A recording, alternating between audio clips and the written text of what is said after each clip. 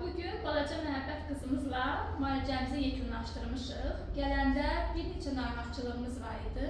Sinədə qabarıqlıq, barmaq ucu yerimək, əllər yerə dəymirdi çömələndə və tam oturub qalxa bilmirdi.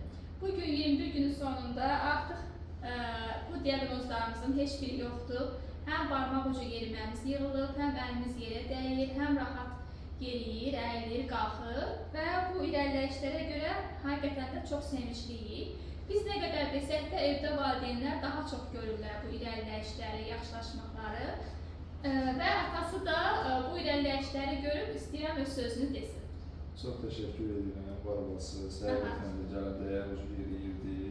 İndi şükür Allaha otura bilmirdi, indi oturub qalxır tamamilə. Bəli, çox sağ olun. Sinəsi də düzəlibdir, maşallah olsun.